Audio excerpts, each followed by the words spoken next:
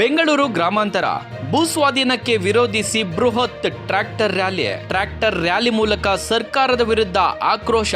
5 ಗ್ರಾಮಗಳಲ್ಲಿ 2100 ಎಕರೆ ಭೂಸ್ವಾಧೀನಕ್ಕೆ ಸಿದ್ಧತೆ. ಭೂಮಿ ಕೊಡೋದಿಲ್ಲ ಎಂದು ರೈತರು ಪ್ರತಿಭಟನೆ. 100ಕ್ಕೂ ಹೆಚ್ಚು ಟ್ರ್ಯಾಕ್ಟರ್ಗಳಿಂದ ರ್ಯಾಲಿ.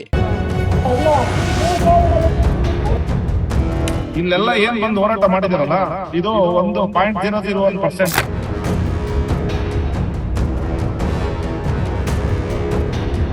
ಶಾಸಕರು ಅದೇ ಪಂಚಾಯತ್ ಇಟ್ಕೊಂಡು ಕ್ವೀನ್ ಸಿಟಿ ಮಾಡಕ್ ಬಿಟ್ಬಿಟ್ಟು 4,000 ಎಕರೆ 5,000 ಎಕರೆನ ಇವಾಗ ಬಂದ್ಬಿಟ್ಟು ಕೆಡಿಬಿ ಅವ್ರು ಅಕ್ವಿಷನ್ ಮಾಡ್ತಾರೆ ಅಂದ್ರೆ ಎಷ್ಟು ಸರಿ? ಕೆಡಿಬಿ ಅಧಿಕಾರಿಗಳ ಮುಂದೆ ಕೆಲವರು ಚಕಾರನೇ ಇರ್ತಿಲ್ಲ. 4 ಕೋಟಿ 5 ಕೋಟಿ ಹೋಗ್ತದ ಒಂದೊಂದು ಎಕರೆ, 1.5 ಕೋಟಿಗೆ ಸಾಕಪ್ಪ ಎದ್ದು ಬಂದ್ಬಿಟ್ರಿ ಅಂತ ಗೋವಿಂದಾಯ ನಮಃ ಅಂತ ಬಂದ್ಬಿಟ್ರಪ್ಪ.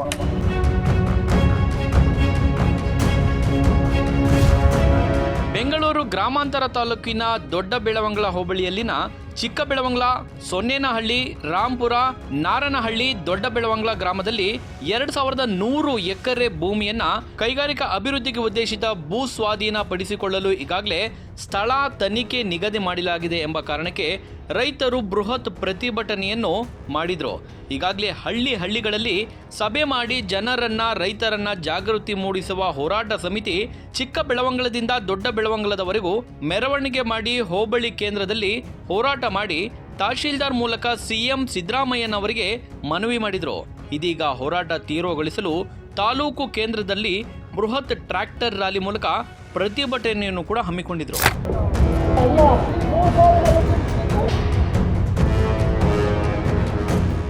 ತಾಲೂಕಿನಲ್ಲಿ ಮುಂದುವರಿದ ಭಾಗ KGF 1, KGF 2, KGF 3 ಬರ್ತಿದೆಯಲ್ಲ. ಈಗ KDB 1, KDB 2, KDB 3 ಬರ್ತಿದ್ದಾರೆ.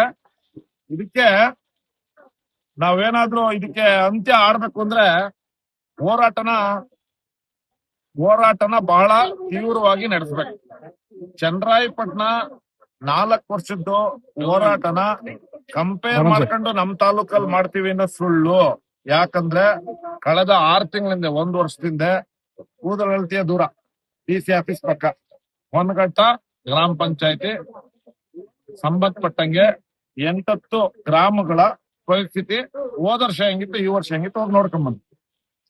ಇದು KDBದು ವ್ಯವಸ್ಥೆ ಅವ್ಯವಸ್ಥೆಗಳು ನಾವೆಲ್ಲ ಸವಿಸ್ತಾರವಾಗಿ ಹೇಳಕ್ ಹೋಗಲ್ಲ, ನಿಮ್ಗಳಿಗೂ ಗೊತ್ತಿದೆ ವಾಸ್ತವಾಂಶ. ಇವತ್ತು ಹೊನ್ನಘಟ್ಟ ಗ್ರಾಮಗಳಲ್ಲಿ ಎಷ್ಟು ಕೆರೆಗಳ ನೀರು ಊರುಗಳು ಕಲುಷಿತವಾಗಿವೆ ಅಂದ್ರೆ ಈ ಸಂಬಂಧಪಟ್ಟ ಅಧಿಕಾರಿಗಳಿಗೆ ನಾನು ಶಾಸಕರ ಆದಿಯಾಗೂ ನಾನು ಈ ವಿಚಾರ ಜನರಲ್ ಆಗಿ ಯಾಕೆ ಹೇಳ್ತೀನಿ ಅಂದ್ರೆ, ನಮ್ಮಲ್ಲಿ ಒಗ್ಗಟ್ಟಿಲ್ಲ. ಇಲ್ಲಿ ಯಾವುದೇ ಒಂದು ಹೋರಾಟ ಬಂದ್ರೆ ಪಕ್ಷಾತೀತವಾಗಿ ಬಿಂಬಿಸ್ತಾರೆ. ಯಾರಾದ್ರೂ ಒಬ್ಬ ನ್ಯಾಯ ಕೇಳಕ್ ಹೋದ್ರೆ ಒಬ್ಬರನ್ನ ಕಾಲ್ ಎಳಿತಾರೆ. ಇದು ಸಾರ್ವಜನಿಕ ಸಮಸ್ಯೆ. ನಾವೇನಿದ್ರು ಚುನಾವಣೆಗಳನ್ನ 1 ತಿಂಗಳಿಗೆ ಸೀಮಿತ ಇಟ್ಕೋಬೇಕು. ಹೋರಾಟ ಮಟ್ಟ ಯಾವ ರೀತಿ ಇರಬೇಕು ಅಂದ್ರೆ ನಾನು ಭಾಷಣದಲ್ಲಿ ಹೇಳಿದ್ದೀನಿ. ಇದು ಹೋರಾಟ ತೋರ್ಗಾಣಿಕೆಗೆ ಆಗ್ಬಾರ್ದು. ಹೆಂಗ್ತರು ಮಕ್ಕಳನ್ನ ಕರ್ಕೊಂಬಂದ್ ತಾಲೂಕ್ ಆಫೀಸಲ್ಲಿ ಕುಂಡಿಸ್ಬೇಕೇನ್ರಿ? ನಾವು ತಾಲೂಕಲ್ಲಿ ಅಧಿಕಾರ ಅನುಭವಿಸ್ತಿರೋರು, ಹಿಂದೆ ಅನುಭವಿಸ್ತಿರೋರು ಏನು ಈಗ ಕ್ವೀನ್ ಸಿಟಿ ಹೊರದಿದ್ರೆ KDB ಯಾಕೆ ಬರೋರು ಅಲ್ಗೆ? ಕ್ವೀನ್ ಸಿಟಿ ಆಗಕ್ ಬಿಟ್ಟವ್ರ ಯಾರು? ಶಾಸಕರು ಅದೇ ಪಂಚಾಯತಿ ಇದ್ಕೊಂಡು ಕ್ವೀನ್ ಸಿಟಿ ಮಾಡಕ್ ಬಿಟ್ಬಿಟ್ಟು 4,000 ಎಕರೆ 5,000 ಎಕರೆನ ಇವಾಗ ಬಂದ್ಬಿಟ್ಟು KDB ಅವ್ರು ಅಕ್ವಿಷನ್ ಮಾಡ್ತಾರೆ ಅಂದ್ರೆ ಎಷ್ಟು ಸರಿ? ಇದಕ್ಕೇನಾದ್ರೂ ನ್ಯಾಯ ಸಿಗ್ತದೆ ಅಂತ ನೀವು ಭಾವಿಸಿದಿರಾ? ಯಾವುದೇ ಕಾರಣಕ್ಕೂ ಇದು ಮುಂದಿನ ಹಂತ ಮೀರಿದೆ.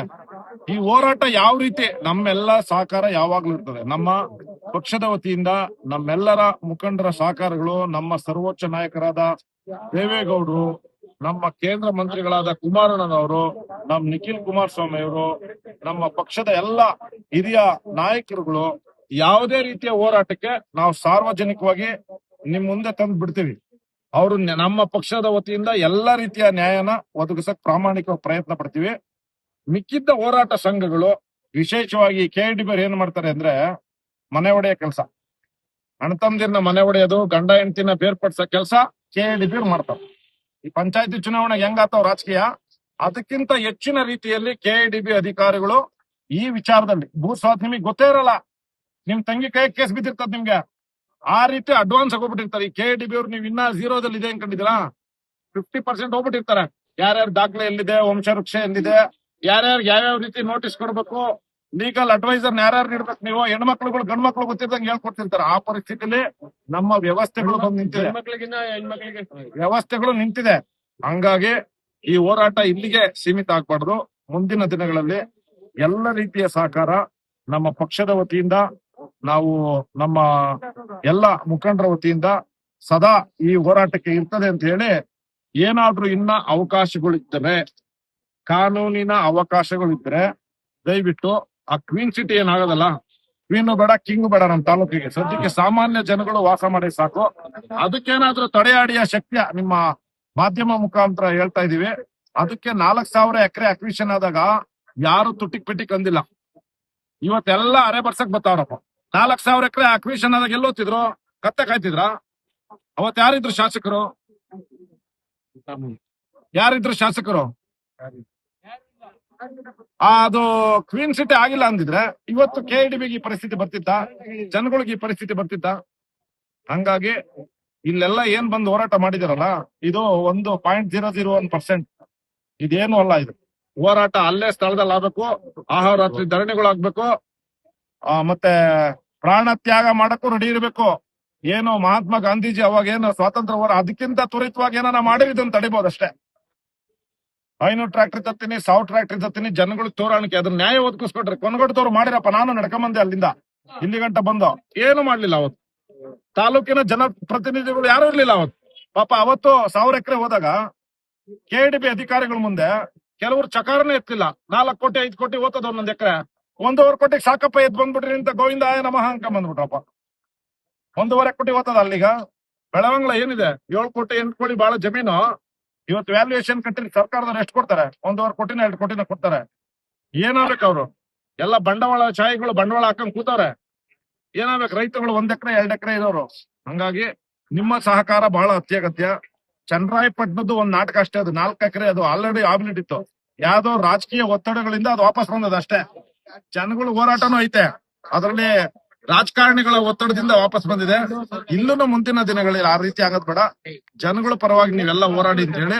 ಈ KIDB ಮಾತ್ರ ಅಲ್ಲ, ಅಲ್ಲಿ ಬೆಳವಂಗ್ಲ ಹೋಬಳಿಲಿ ಕಸ ಇದೆ, ಕ್ವೀನ್ ಸಿಟಿ ಇದೆ, 3ಕ್ಕೂ ಒಂದ್ ಹಿತಶ್ರೀ ಆಡ್ಬೇಕು. ಎಲ್ಲೋಗಿದೆ ಗೊತ್ತಾ? ಅಲ್ಲಿ 750 ಕೋಟಿ 150 ಎಕರೆ ಜಮೀನಿಗೆ ಕೊಡ್ತೀನಿ ಅಂತ ಬಂದವ್ರೆ. 750 ಕೋಟಿ ಕೊಡ್ತೀನಿ ಅಂತ ಸರ್ಕಾರದವ್ರು ಆಫರ್ ಇಟ್ಟಿದ್ದಾರೆ. ಯಾರಾದ್ರೂ ಇದನ್ನ ಅವಲೋಕನ ಮಾಡಿದಿರಾ? ಕಸದ ಜಮೀನ್ ಕೊಡ್ತೀನಿ 50 ಲಕ್ಷ 1 ಕೋಟಿ ಬಾಳೋಕೆ 3 ಕೋಟಿ ಕೊಡ್ತೀನಿ ಅಂತ ಬಂದಿದ್ರ ಅಂದ್ರೆ ಕಸಬಳ್ಳಾಪುರ ಮಾಡಕ್ ಬಂದವ್ರೆ ಹೊರತು ನಮ್ ತಾಲೂಕಲ್ಲಿ ಯಾರೋ ಉದ್ಧಾರ ಮಾಡಕ್ ಬಂದಿಲ್ಲ. 25-30 ಹಳ್ಳಿಗಳು ಆಲ್ರೆಡಿ ವಿಷದ್ ನೀರು ಕುಡಿತೇವೆ. ಮುಂದಿನ ದಿನಗಳಲ್ಲಿ ಇದು ಮುಂದುವರಿಯೋದ್ ಬೇಡ ಅಂತ ಹೇಳಿ ನಿಮ್ಗಳ ಮುಖಾಂತರ ಅಲ್ಲಿ ಹೋರಾಟಕ್ಕೆ ನೀವು ಯಾವಾಗ್ಲೂ ಸದಾ ಸಿದ್ಧರಾಗಿರ್ಬೇಕು.